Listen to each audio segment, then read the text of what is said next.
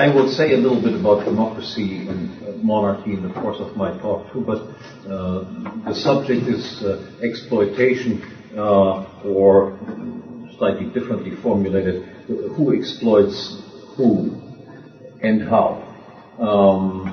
And we start out with Marx's theory of exploitation to show what is right and what is wrong about that theory, and then offer an alternative view on exploitation. You all are basically familiar with the Marxian theory. Marx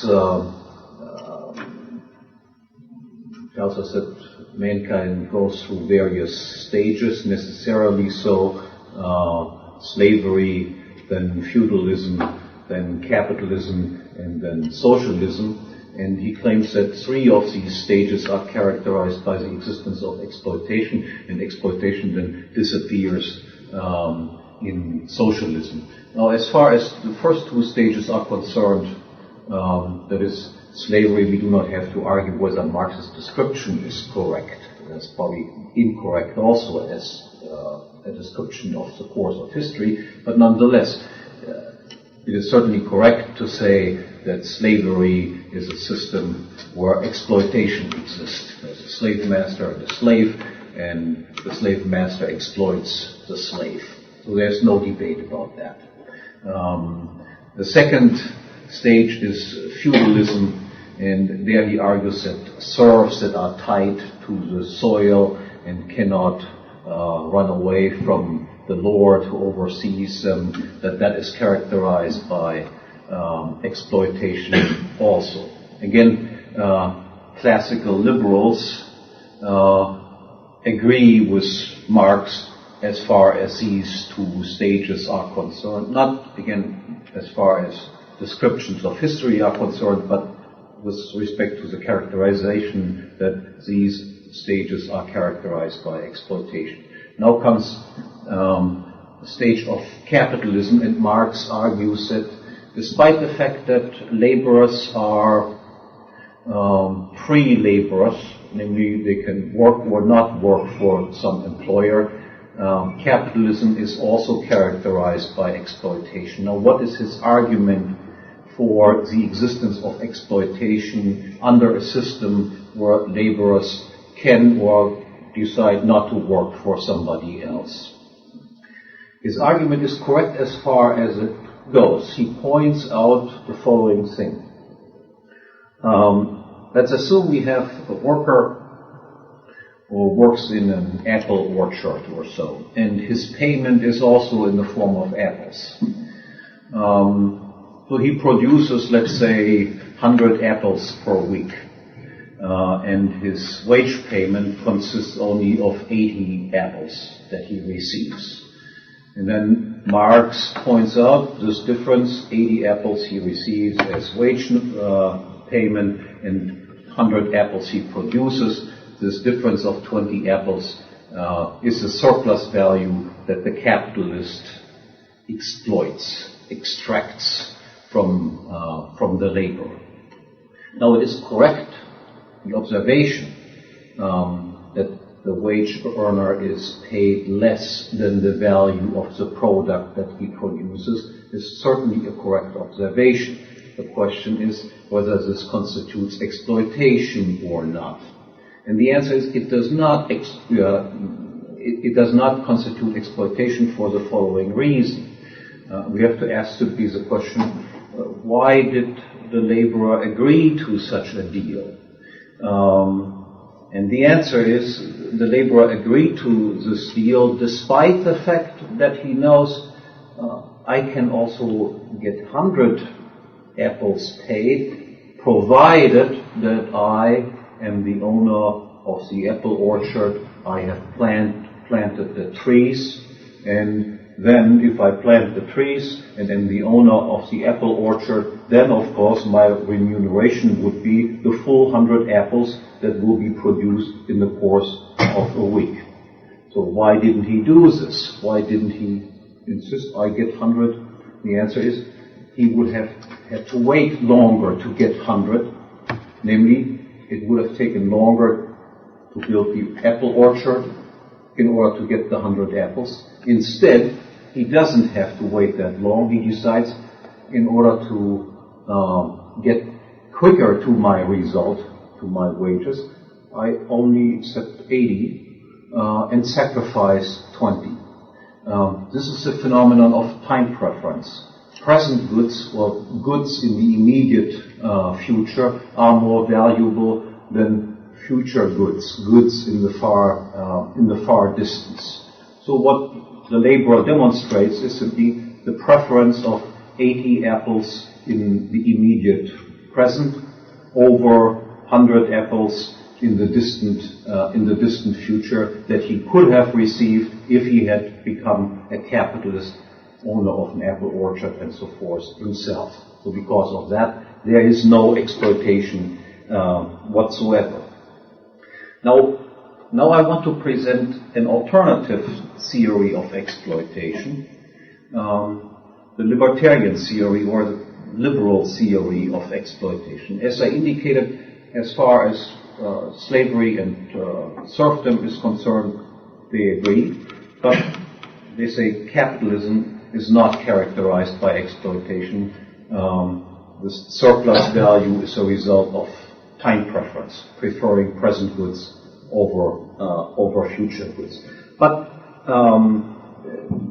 libertarians still think that in systems that we refer to as capitalism, there does exist exploitation also, except not exploitation by employers of employees, but exploitation by the state and the agents of the state vis-à-vis people who live outside of the state, who are not members of the state apparatus. In order to explain this, let me first explain the difference between productive activities and unproductive activities. Productive activities are all those activities that benefit at least one individual without making anyone else worse off as a result of this activity. And unproductive activities are activities that benefit one individual at least at the expense of someone else. Now, a description of what activities are productive activities and what activities are unproductive activities. The first form of productive activities is what we call original appropriation, the activity that Locke spoke about, of homesteading something. A person, for the very first time, takes into possession something that was previously unowned by anyone. Why does he do this? Because he thinks by appropriating something that was nobody's property before, that was unowned, I am better off. Does he take anything away from other individuals by doing this? Does he do this at the expense of someone else? The answer is no, he doesn't do that at the expense of someone else. Everyone else had the possibility of appropriating these resources too. They didn't do it. They demonstrated through their actions that they did not attach any value to this object that was appropriated by me for the first time. I did not take anything away from them. Everything else is still available to them just as before. So one person is better off. No one else is made worse off because nothing is taken away from anyone else. The second form of productive activity is now I use my originally appropriated resources and produce something with the help of these things, with my labor, and mix my labor with originally appropriated things. If I do not physically damage in the course of the production process the property of someone else, then I am made better off because people only produce because they think that whatever they produce is more valuable than the input that goes into the production process. one person is better off, was anything taken away from anybody else? And the answer is no, everybody owns precisely the same goods that they owned before. Their supply of goods is exactly the same as before. One person is made better off because something more valuable was brought about as a result of production. Nobody else is made worse off. And the third productive activity is simply voluntary exchange. A voluntary exchange of property only takes place if both individuals, both exchange partners expect to be better off. The goods go from the hands of those who value them less into the hands of those who value them more. Two individuals are made better off, but as a result of the trade between two individuals, everybody else in the world has exactly the same possessions as they had before. No one is made worse off. Two individuals gain. So those are the productive ways of earning a living, making yourself better off. What are the unproductive ways? Again, recall, unproductive activities are those activities where one individual benefits, but at the expense of damaging someone else. If I take away from someone an object that he has originally appropriated against his will, then of course I'm better off. But the person who has originally appropriated this object is made worse off. So this is an unproductive activity. If I take away what somebody else has produced, then of course I, who takes it away, am better off, but the producer of the product is made worse off. And of course, every coercive exchange, in contrast to voluntary exchanges, is also characterized by the fact that one person is made better off and the other person is made worse off. So unproductive activities then are the expropriation of original appropriators, the expropriation of producers. That can be the full expropriation or that can be the partial expropriation, and any type of coercive exchange. What is the general effect of exploitation defined like this? That is, exploitation as unproductive activities. The general effect is the more exploitation there is, the more expropriation of original producers, of original appropriators, the more expropriation of producers, the less original appropriation will take place and the less production will take place. When we look now at what type of people engage in unproductive activities, in exploitative activities that reduce the level of productive activities, then we can distinguish between two classes of individuals. On the one hand, of course, plain criminals, who hit other people on the head, rob them, rape them, and so forth. That is under no dispute. Practically everybody agrees that these people engage in exploitative activities, in unproductive activities, and thereby exploit others. The second group is the group that makes up the state apparatus. Now people will object that there's a tremendous difference between plain criminals stealing goods from others and governments or states taking goods from other individuals in the form of taxes, for instance, and there are other forms as well that I come to a little bit later. But the first one is, of course, the form of taxes. Now there is, of course, some truth in the statement that there's a difference between criminals and states. But the difference is actually one that makes states look even worse than plain criminals. Let me just give you an example that was first presented by Lysander Spooner, an American libertarian in the 19th century. who told the following story. Imagine that you are traveling along the road and somebody jumps from behind the bushes and stops you and says, your money or your life. And then you hand him your money, and what does the criminal then do? The criminal then disappears. He runs away into the woodworks. And as far as you are concerned, you are happy that he does this. And you have the possibility of preparing yourself the next time for attacks such as this and possibly defending you the next time. Now imagine the same scenario. You drive along and somebody comes and stops you and demands your money.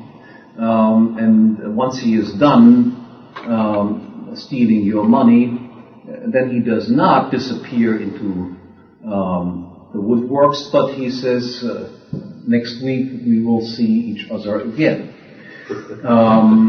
Or next month or next year and so forth, when the next income declaration has to occur and so forth. So he is not doing what you would like him to do, disappear, but he becomes an institutionalized robber. Who would you prefer to meet on the road? Someone that you can defend yourself against in the future, or someone that you know he will come again and again and again? This is indeed an important difference between a state on the one hand and a plain criminal on the other hand, but it is certainly not a difference that lets the state look particularly good. The second point I want to make is people frequently then argue, but you have to recognize that one state is not like any other state. States are different. And of course we can admit that also. Just as there are bad robbers and good robbers, so there can also be comparatively good states and comparatively bad states. Again, an example. A friend of mine went to an ATM machine and once he had his money out, somebody was standing behind him with a knife and asked him to hand over his 300 euros that he had received out of the ATM machine. My friend then started to argue with him.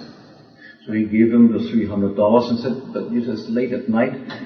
I had planned to go out and have a few beers afterwards, and now there's no possibility that I can get any beer. The mugger then agreed to give him $20 or 20 euros back of his own money. Now my friend was of course very happy in this situation. Yes, I would have been happy also. This is a good state. It can also happen, of course, that you start negotiating in this way, and instead of giving you a small proportion of your money, of your own money back, that he will kick your teeth out or do something even worse to you. This is obviously a not so good state. That might be the difference between, let's say, something like the United States or Great Britain or Germany, the good states, so to speak, that give part of the money back to you, and something like the former Soviet Union or East Germany, where they would also kick your teeth out on top of robbing you first. Okay, now to the question, how do these institutions like states come into existence? How can people get away with institutionalized robbery? Now, in one way, the answer is, well, why are there states? In some sense, the answer is very easy. And people have given very complicated explanations why states come into existence. But fundamentally, the answer is very easy. It is very interesting, very lucrative, very nice if you can live at other people's expense. It is not difficult to imagine that there might be people out there who would love to engage in institutionalized robbery of other people and live off them. You could ask the same question, why is there slavery? Again, people have given very complicated explanations for why is there slavery. The answer is, well, if I'm the slave master and you are the slave, there's a very simple explanation. It's nice for me to be the slave master and you are the slave. I live off your on your expense. But how can they get away with this? Not because, this is the standard line, not because states are necessary in order to create peace. Quite to the contrary, as I will explain in a second. States actually are institutions that create conflicts and then present themselves as a solution to a problem that they themselves have created in the first place. Again, a small story might be useful in order to illustrate this point. Let's say we have a group of people who want to start an extortion racket. They go to the store owners and tell the store owners, you need protection. I know life is dangerous in this world, and I'm here to protect you. And then the store owner might say, I feel quite safe.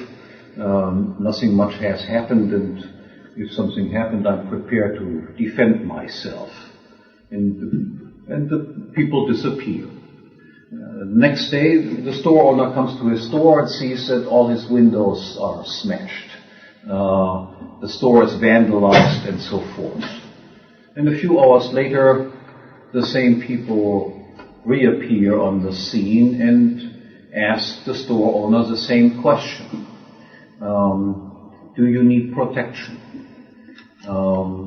And now the store owner gradually begins to get the idea what is going on. And he says, oh, I see the point.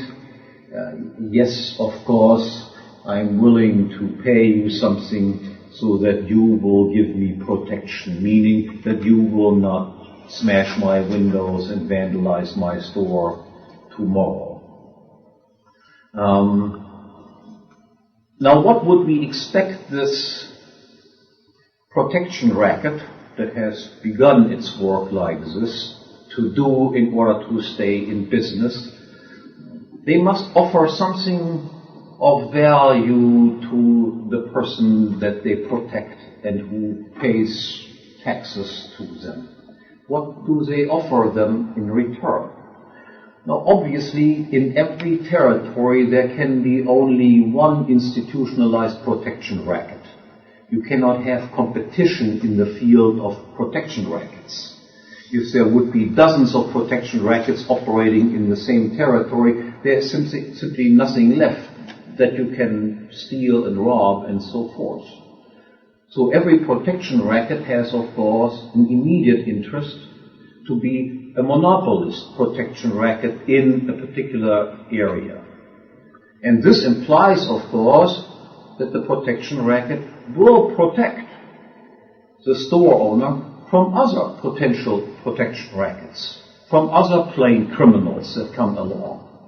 That is, they do deliver indeed some sort of service.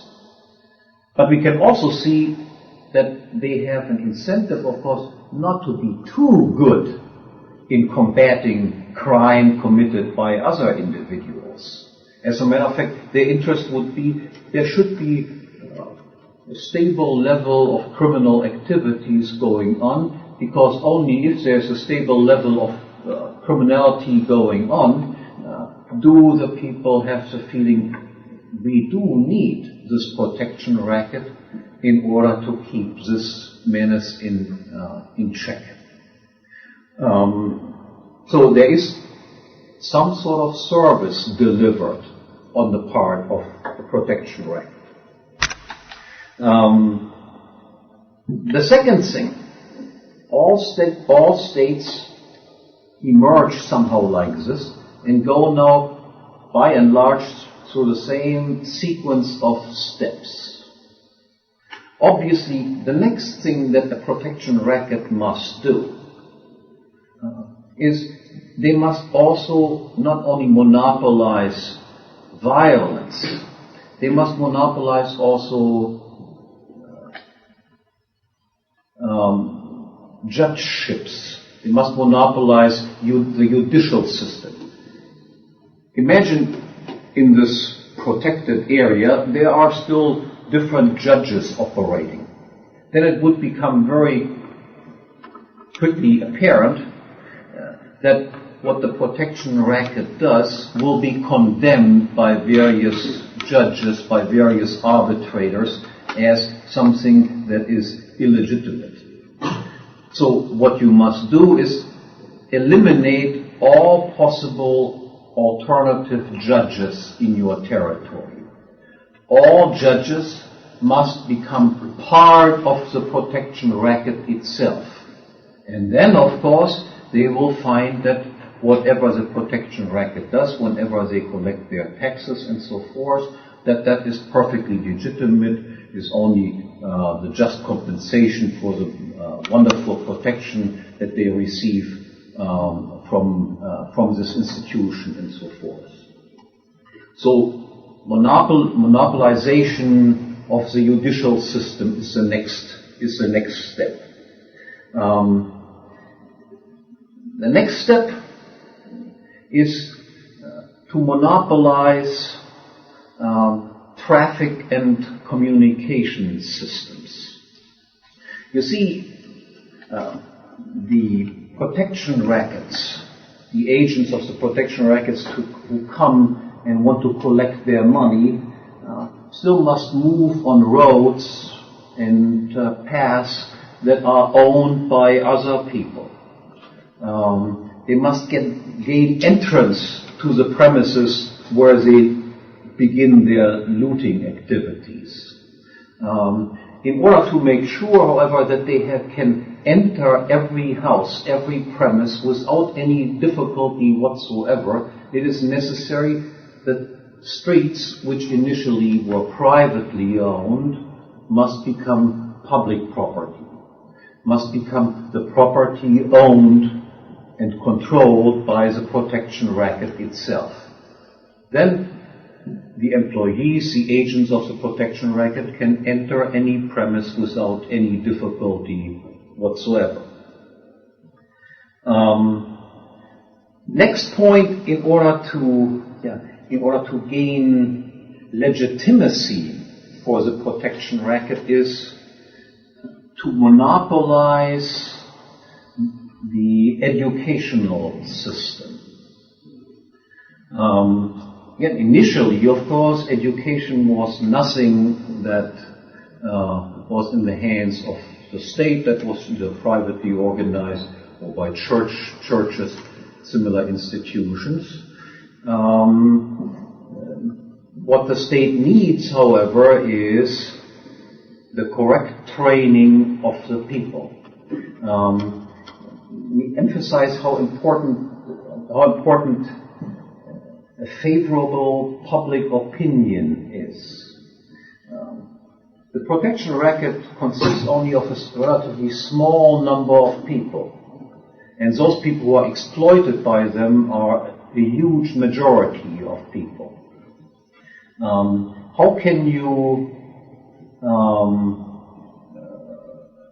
for a long period of time, oppress a large majority, even though you yourself are only a small minority?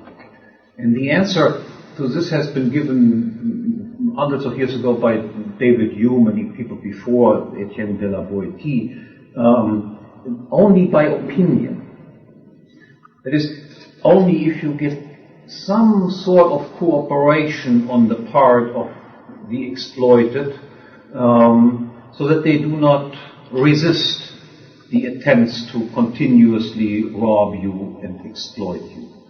And how can you create this favorable public opinion? That is, how can you get the idea across that somehow what the protection racket does is necessary and beneficial to you? And the answer is by education. You must monopolize the schooling, first elementary schooling, then of course also university education. All institutions must be at least licensed so that the right doctrines are instilled in the people, doctrines such as, you all know this, without the state there would be only chaos. Nobody would be able to produce anything. The state is necessary in order to create peace among mankind. The Hobbesian scenario, and only if we have the state who does a war of everyone against everyone else come to an end. Martin Luther in Germany was a major figure in persuading the rulers how important it was to also have full control over the educational system, to nationalize, to socialize, so to speak, the educational institutions. And he used the argument, just as the state needs to train its soldiers with physical training, so everybody needs good mental training in order to become obedient citizens. And it is easy in a way for the state to accomplish this takeover of the educational system, because intellectuals, the teachers in these institutions, are people who have a very precarious existence. The demand for educational services is very unstable. And what the state can do, of course, is offer intellectuals safe employment. And in return for the safe employment that intellectuals get, they then deliver the goods, namely the appropriate propaganda, how important the state is. I come back to intellectuals a little bit later again. The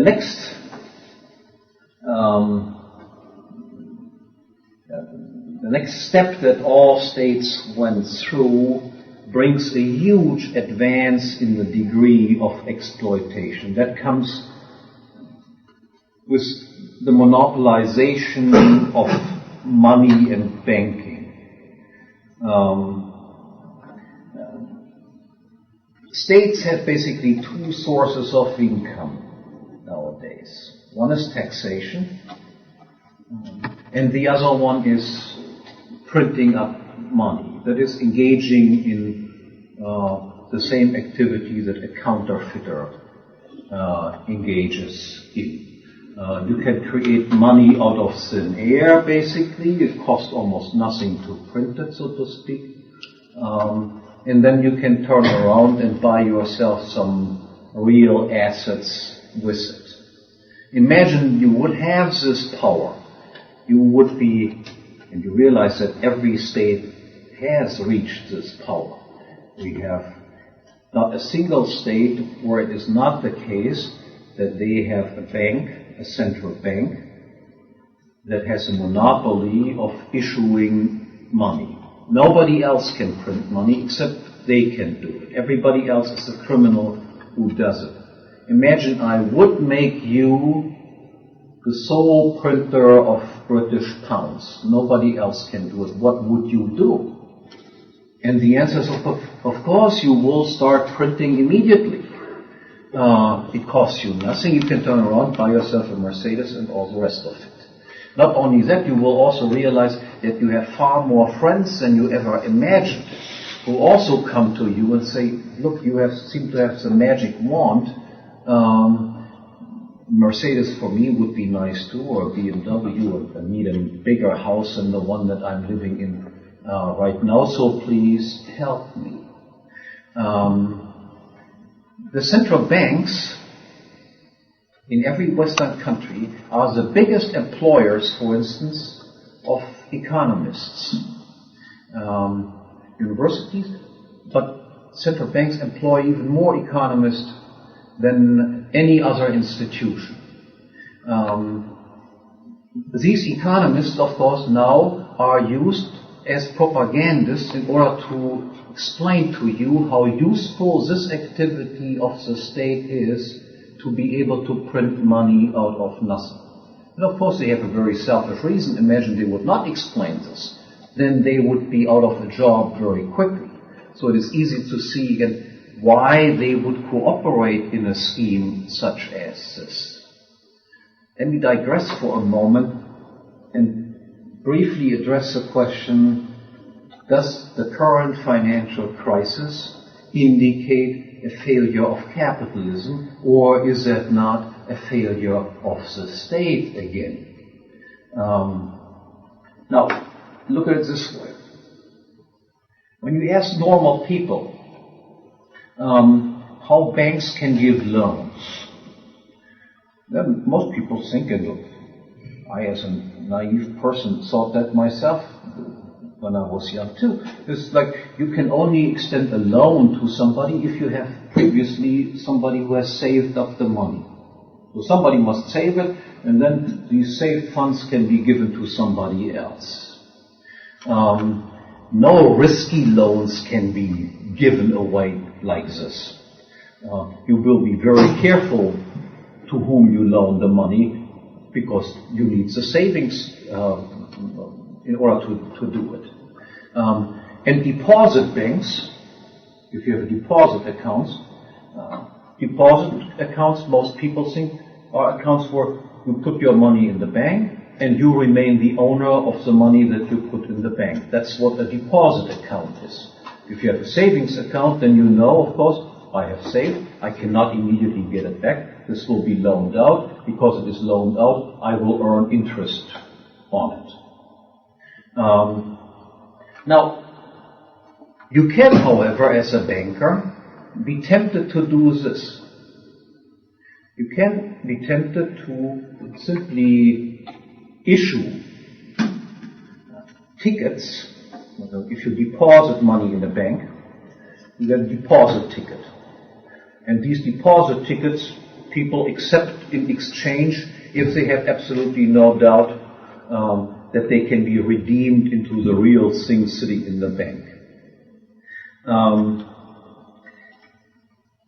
What banks can do is they can issue fake tickets, or they can loan out, so to speak, the deposits that you made, so that people think, I own my deposit that I have in my deposit bank, and at the same time the money is actually loaned out and the bank earns interest. You realize what the danger is in this situation.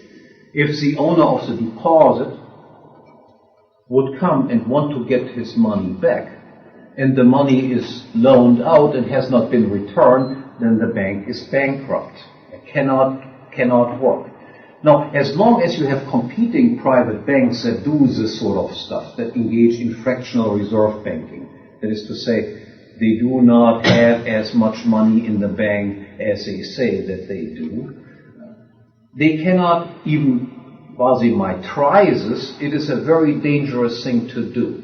Because any note, any fake note, any uncovered note that comes into the hands of someone who banks with a different bank will deposit this note in his bank, and then a process occurs that is called adverse clearing. That is, his bank will then go to the bank that issued these fake notes, ask for redemption, and the bank will have a liquidity crisis.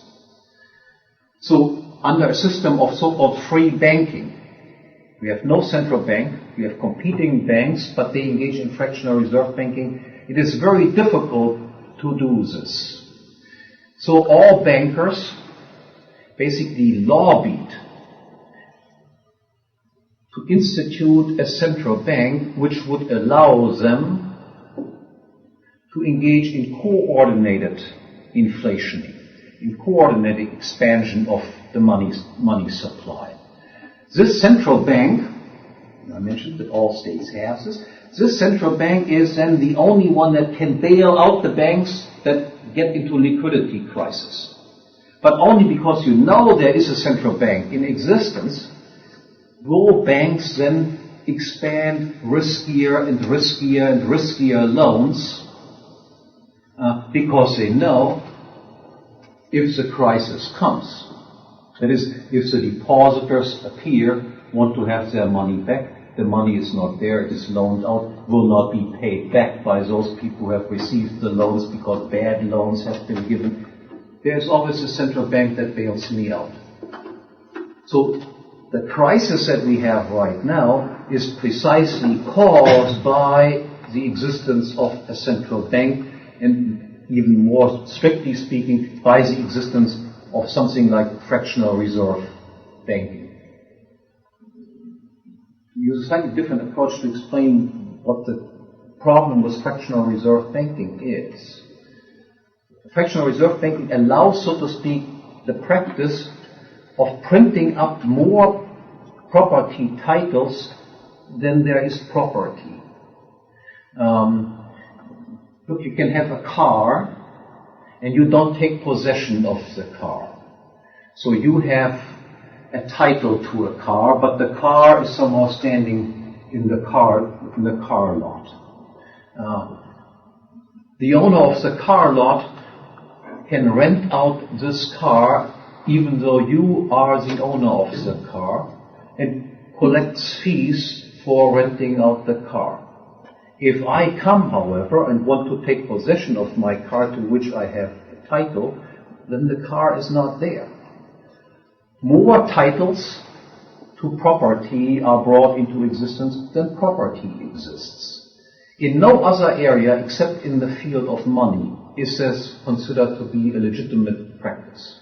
In the field of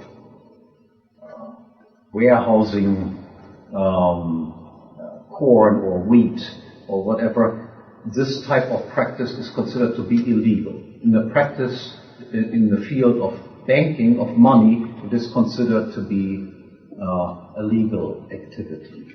So this explains also why there are exploiters, so to speak, outside of the state apparatus. The big bankers themselves are in cahoots with the state, are standing behind the institution of the central bank, because they realize this allows them a coordinated inflation which enriches them, brings about the danger of bank runs, but they know that the bank runs, at least under paper money standard, can be mastered, so to speak, by printing up then unlimited liquidity once a crisis breaks out. I'll come back to your question, whatever afterwards. As I said, this was some sort of digression. Now I want to say a few words about the difference between monarchical states and democratic states. So all states are exploitative. But democratic states are even more exploitative than monarchical, classical monarchical states are. For several reasons. One reason is, as long as you have just one king being in charge of this protection racket, so to speak, everybody knows he is the king. We are his subjects. I cannot become king. And I resist, of course, every attempt on the part of the king to increase his level of exploitation. There's resistance against it because, you know, he is different. I cannot become him. On the other hand, under a democracy, everybody can now become, so to speak, king. Everybody can become prime minister. There is open entry into this position of being the head of state. So you still might not like the fact that you are exploited, that you are taxed to the hilt, but you realize I might actually be on the receiving end instead of being always the one who pays, and that consoles you to a certain extent over the fact that you have to do something that you might not like to do because you might also benefit from it.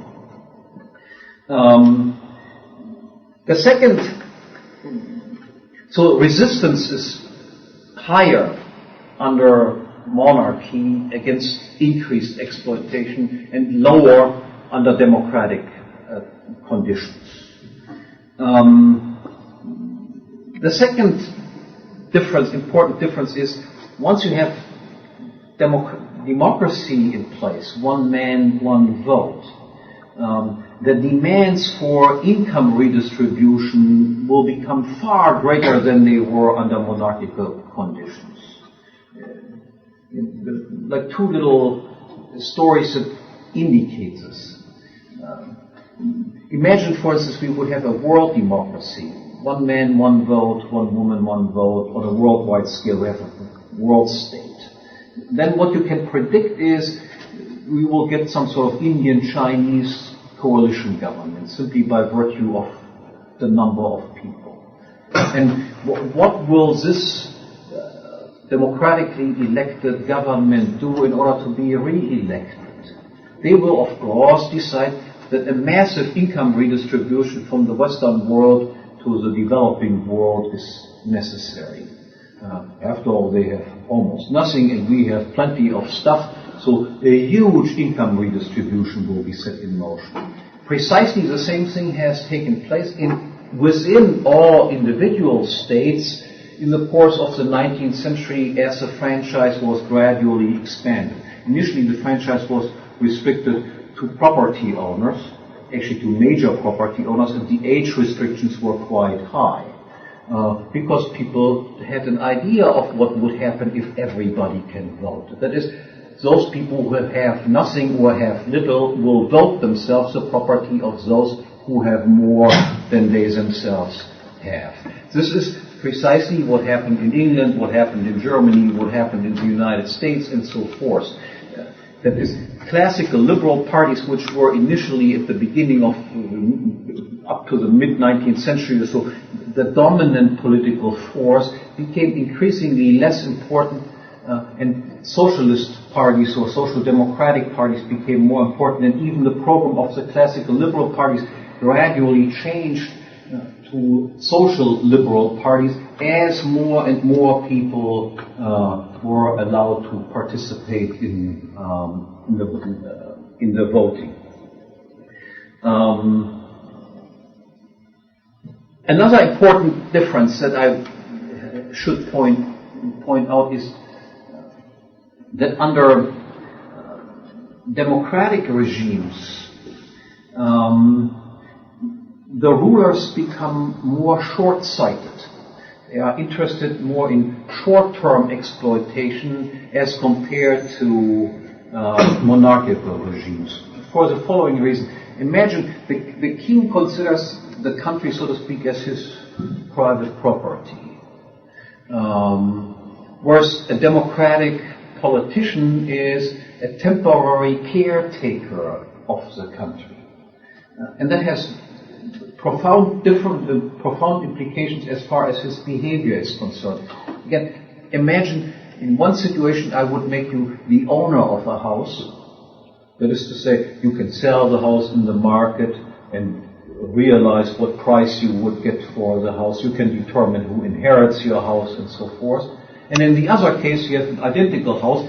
I say you are for 4 years the caretaker of this house. You can take advantage of this house. But you cannot pass it on to future generations, nor can you sell it in the market. It is public property. You are just caretaking. Would your behavior be different? And the answer is yes, of course it would be.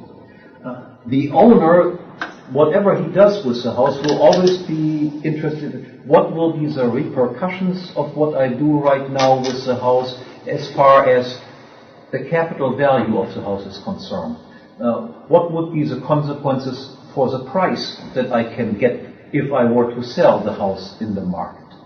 He will not want to engage in capital consumption, so to speak. He wants to preserve the value of the house because he can capture the value in the form of a higher price. Or he can pass it on as an intact piece of property to the next generation. But if you, for 4 years, are in charge of the house, you don't own it, what is your interest then? Then your interest is you want to maximize your current income at the expense of capital value. It doesn't matter whether the value of the house falls dramatically in the market, because after all, you cannot sell it in the market. It isn't yours. But you can increase, of course, your current income. Look, I could put 20 people in the house as renters and collect more rent from them, with the consequence that maybe after a year or two, the house is in ruins. On the other hand, if I just take one nice married couple and rent the house out to them, then my rental income will be significantly lower, but the capital value will remain intact. The owner behaves like this. The caretaker behaves like, I have to exploit what I am taking care of in as fast a time as possible, because who knows what will happen in the future. In addition, democracy has the effect of bringing the worst people to the top. Look, a king becomes king by accident of birth. Because it is an accident that makes him the king. Does not exclude, or does not make it impossible that this guy might be an evil person. Many kings were evil people. After all, we are talking here about two evil systems, two exploitative systems. So yes, of course, kings can be bad guys. But if they are bad guys, what typically happens to them is the dynasty becomes worried that if this guy misbehaves like he does, they might lose all the power, and they will surround them with people who control the maniacs to a certain extent. And if even that doesn't help, they might even determine one of their own family to kill the guy off. On the other hand, because he comes to power by accident of birth, he can also be a nice man. A generous guy who just might exploit a little bit, but by and large leaves people alone. We have also examples of this. Now compare this to democratic conditions.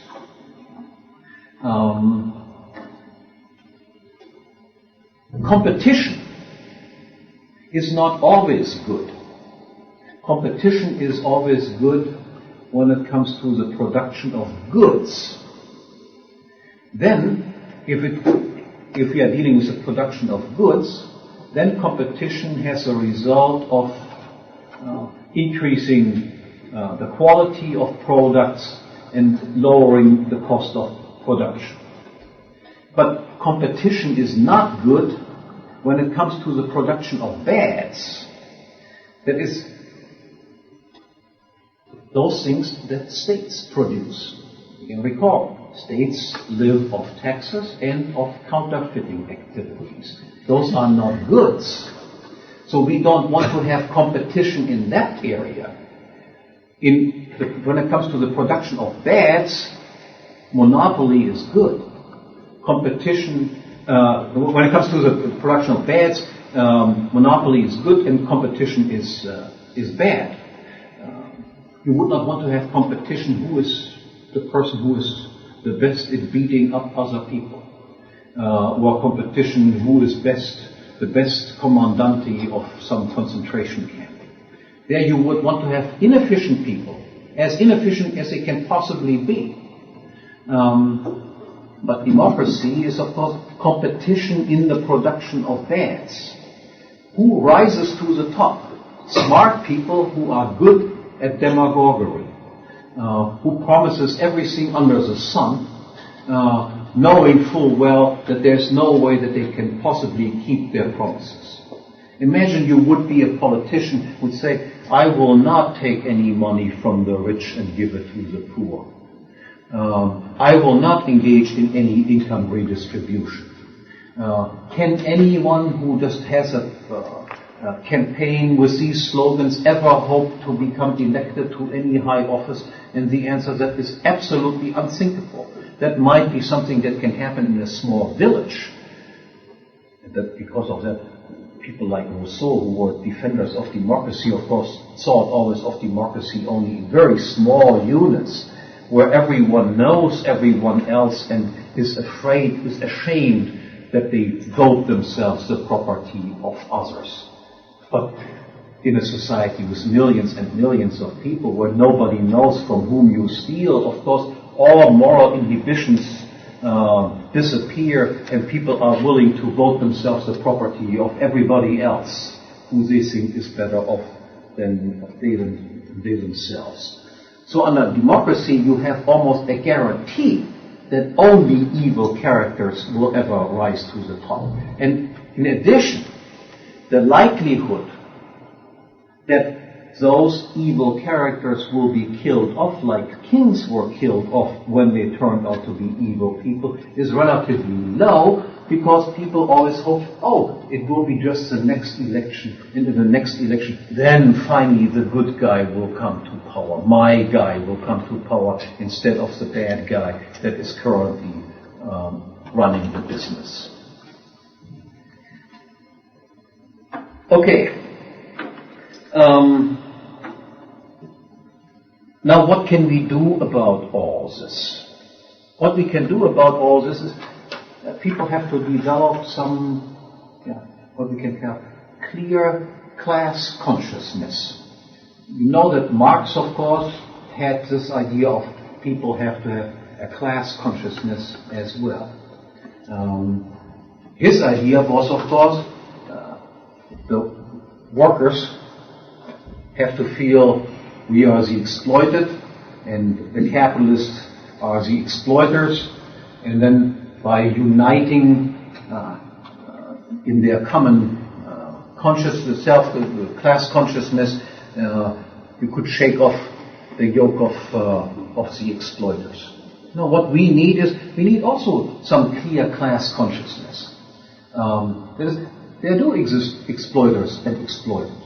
It has nothing to do with capitalists and workers. It has to do with state agents.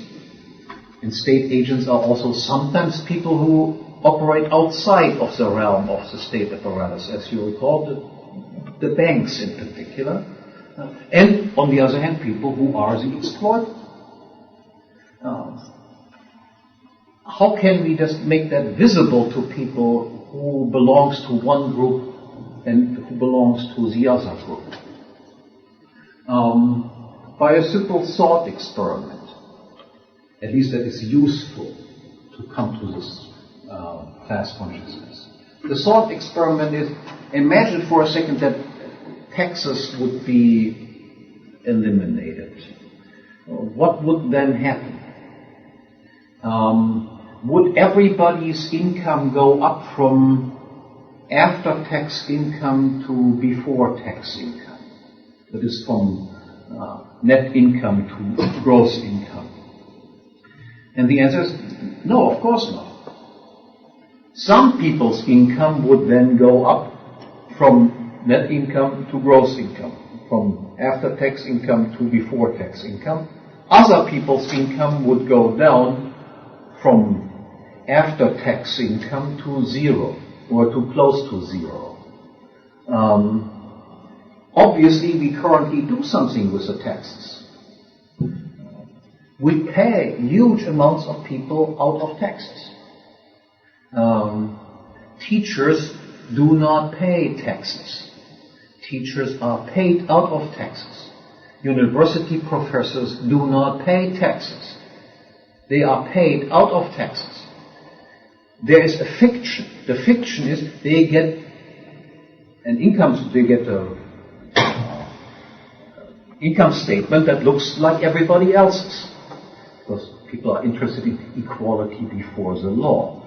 They also get a pay slip that says before tax income, tax minus taxes, and then after tax income. But their entire net income that they receive is, of course, paid out of taxes, and in this sense, they do not pay taxes at all. Now, who are these people?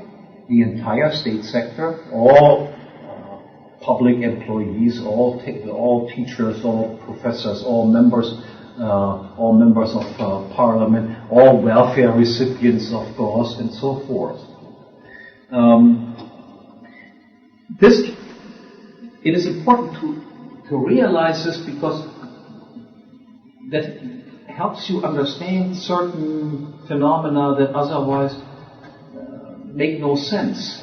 You think, why is not everybody against taxes? After all, aren't taxes forced contributions that you must make? But we realize, of course, that there are large numbers in the population who are in favor of raising taxes. University professors are almost always in favor of raising taxes. School teachers are almost always in favor of raising taxes.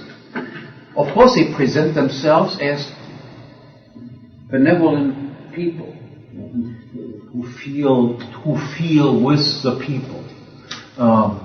They say, I must pay taxes too. But I'm still in favor of raising the taxes because I'm a social person. Whereas there are other people who are greedy individuals and do not want to pay their taxes. Once you realize that they don't pay taxes at all, and their advocacy of higher taxes means only they advocate that they should get higher salaries, then you realize what sort of fraud is going on there. So once we have developed a clear-cut class consciousness, there are people who rip other people off, and you must realize who these people are and who is being ripped off. Then there might be a chance that the state can be rolled back. As long as this class consciousness that does not exist in the minds of people clearly, there's absolutely no hope, and the power of the state will continue to rise. Okay, with this I'll stop. Thank you very much.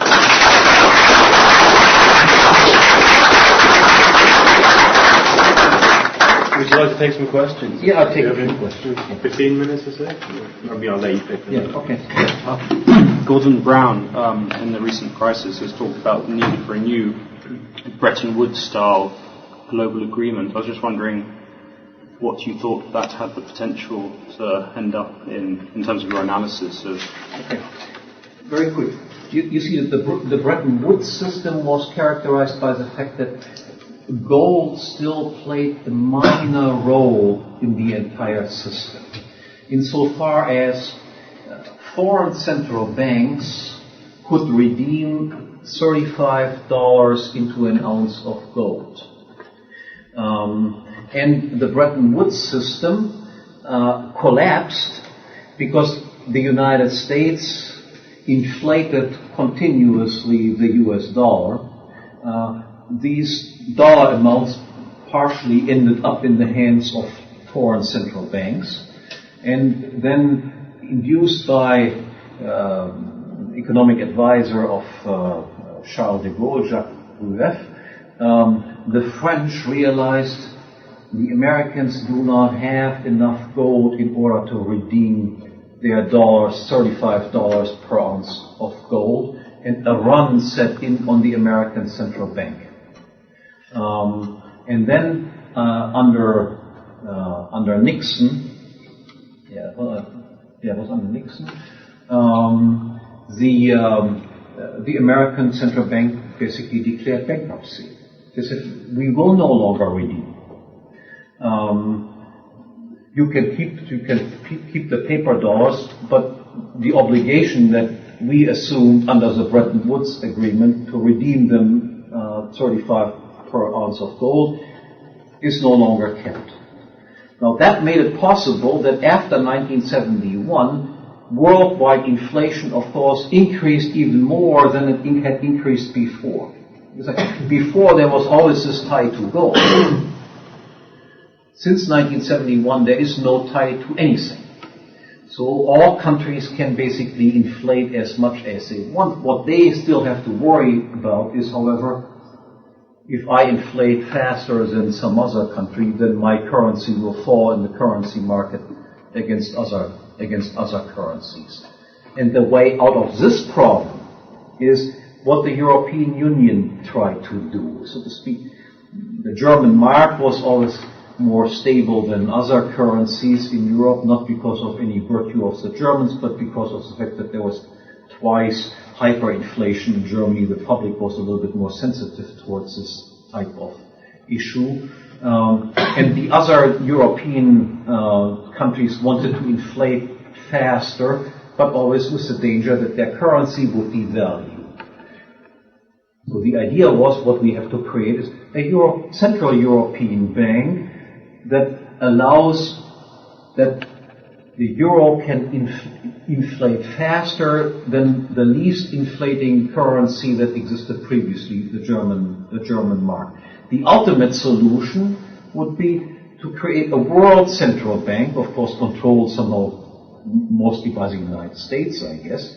And then, because this world paper currency, can by definition not depreciate against any other currency, we would have inflation like we have never seen it before. So what Gordon Brown, whatever these people want to set up, is not, as far as I can see, a return to some form of gold standard. Even the Bretton Woods was already very diluted gold standard. It was already a long march in the direction of allowing more inflation as compared to genuine gold standards. So whatever they have in mind is not tying paper currencies to some sort of commodity, but probably creating some still more central organizations that allow even more inflation to take place in the future. So I think he's probably have exactly the opposite in mind from having sound money. He wants to have even less sound money. The entire plans that these Europeans have in the United States with calling big conferences and setting up a new system, my fear is that will be a further step in the direction of creating a world paper currency, which of course then aggravates the problem even higher levels than it exists right now. But money has to be taken completely out of the hands of government. The classical liberal position was not because we are in favor of gold or we love gold or whatever it is. The idea was it has to be a commodity that cannot be deliberately produced out of nothing. And it has to be something that is not in the hands of the state. That is the only guarantee to have sound money that does not lose purchasing power continuously. Yeah, please. Given that the Bank of England before the Second World War was an independent private institution, and that it ran as a central bank a fractional reserve system, and that there wasn't any runs on the banking system since the late 19th century, is it not possible then to have a central bank, a private central bank, without being a facet of the state, running fractional reserve system in the world. And furthermore, given that scenery is a minimal part of most states' income, that it isn't a debauching of the currency that occurs in the modern financial world. First of all, I'm not quite sure if that is a minor part. But look, the Bank of England also went off the gold standard in the 1930s, like all central banks did, right? Again, I'm not familiar with British banking history, but the United States went off the gold standard in 1933, and Britain immediately afterwards were around the same. 31. What? 1931. 31, even before. So that indicates quite clearly that, of course, that there were bank runs also. And in order to avert these bank runs, they had to go off the gold standard domestically. And then after World War II, this small remnant of the gold standard was still kept in the Bretton Woods system. But central banks cannot come into existence such as this, that is, banks that have a monopoly on the issue of money. What you can have is you can have competing banks, each issuing, so to speak, their own notes, but backed by something. You would have to explain how it is possible that people would ever accept a piece of paper as payment in the first place. One of the great insights of Ludwig von Mises was to show that a paper money can never come into existence ab ovo. Let's say I offer you a piece of paper, you would not even know what the purchasing power of it is. Pieces of paper were only accepted because initially pieces of paper were titles to something else, to a commodity. Only because of that did they gain acceptance. Once they are widely accepted paper notes, then you can cut the tie between gold and the paper can float on its own. But you can never introduce from the outset, so to speak, a pure paper currency backed by nothing except paper. So in this sense, the Central Bank of England, the Central Bank of Germany, all of them are non-market institutions. They are institutions that are the result of a violent crime that was committed, the expropriation of the owners of the gold. I mean, Roosevelt, I know more about American banking history than I do British, but what Roosevelt did was just simply saying, up until that time, Americans could do what central banks could do in 1971, that is, present $35 greenbacks, and received an ounce of gold. And then when bank runs started setting in, then they said, okay, we keep all the gold, even though the gold were deposited by private clients, and you can keep the money. And people who still had gold were forced, under threat of several years of jail term, to hand over all their gold to the central government. So central banks are not normal institutions. They are criminal institutions from the outset. Otherwise, they can never come into existence. No central bank has ever come into existence by normal means without committing a violent act of expropriation. Yeah. I've got one larger question, then one very brief question I'd like to ask you afterwards. The first question is, you seem to be assuming that capitalism is in some sense prior to the existence of the state, the government. Surely if you had a world order where the only thing that existed were capitalists, then it would be simply inevitable that some kind of violence would come to pass that would actually render that completely impossible.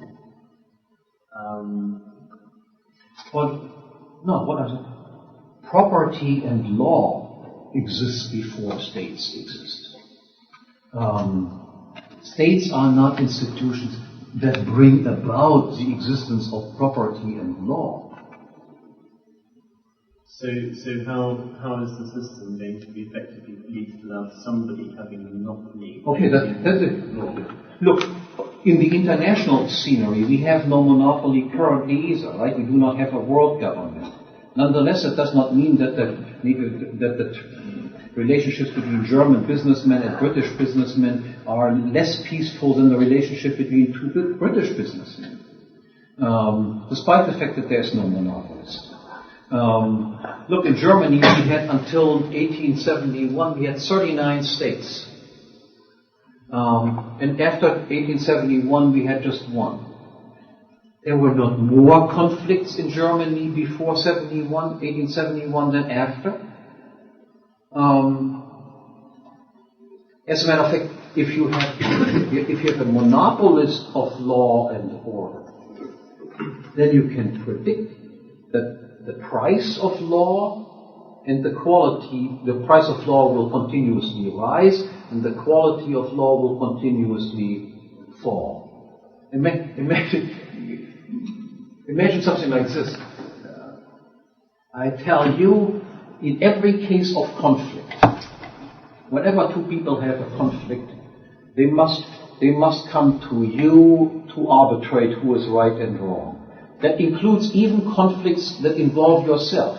That is, if you have a conflict with me, then you decide who is right and who is wrong.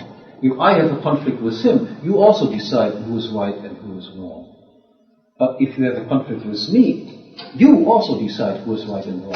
So what you can predict is, in that case, you will actually cause conflicts, and then you decide them in your own favor. You will hit me on the head, then I complain about it, and then you say, I'm the judge. Of course, I was entirely justified. He looked at me the wrong way, and that's the law that I lay down. And now he owes me such and such a sum of money in order for me to make this ridiculous judgment. This is how states work. If a policeman beats you up, and you complain that the policeman beats you up, who decides who is right and wrong? The judge, who is employed by the same organization as the policeman. So you must have, in this area in particular, you must have competition. Competition between arbitrators, judges, and so forth. Precisely because this is one of the most important goods, law and order, justice. And to have a monopoly there is just a sheer disaster. But again, that it does work, you can see we do not have a world government. Are there more conflicts between citizens in Austria and Germany who live in two adjacent villages? There might be only a kilometer between the people. Are there more conflicts between people who live in one village in Germany and Austria than between citizens who live in two Austrian villages, neighboring villages? And the answer, I have never heard that there are more conflicts between them. But that proves that you do not need a monopolist for this.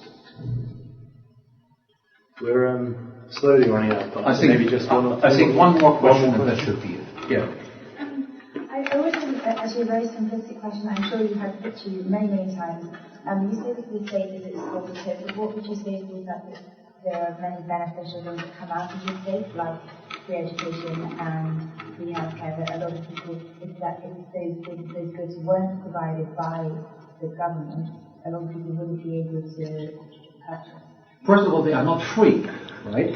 They have to be paid out of taxes. But somebody pays the tax. If somebody who wasn't paying taxes because they weren't earning, somebody who was disabled or somebody who was mentally ill and couldn't work and couldn't pay taxes. For that sort of stuff, you have societies that are not taxed, are wealthy societies, and then you have charity and churches and things of that nature. Education is nothing that came into existence only because states did it. Education existed prior to states taking over education. There existed medical doctors before the British health system was introduced. There are many countries where private doctors still are allowed to operate and that have far better healthcare systems than you have in Britain. And you are famous for having one of the worst systems in the world.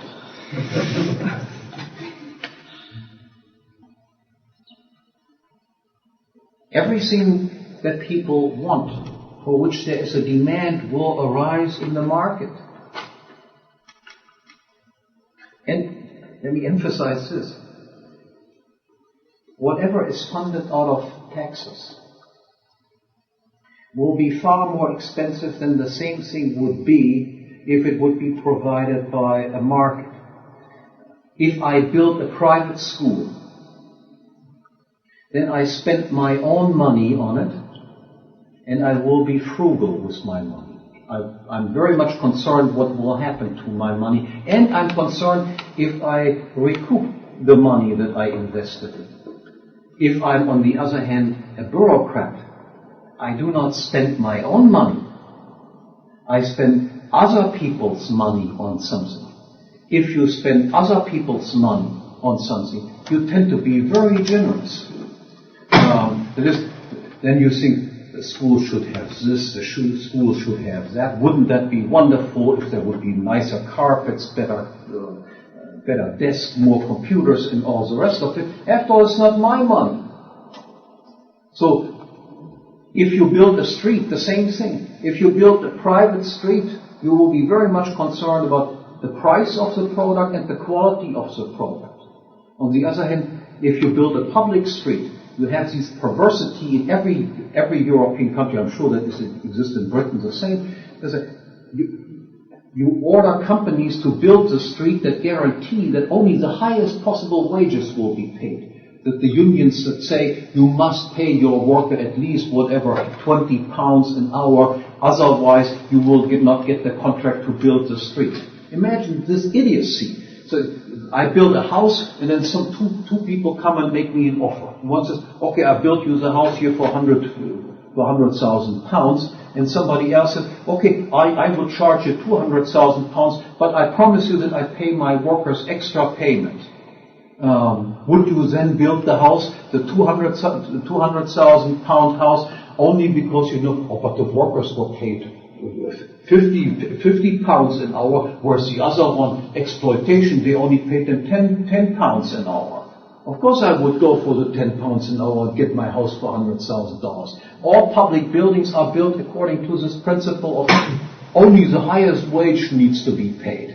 And as soon as they have finished building the road, then they start digging it up again and paving it over again. I mean, you see, this is not only in Britain the case, wherever you go, it's always the same. I think we should stop now. I'm sorry. Right. Everyone join me in thanking Professor Hoppe very much for coming up.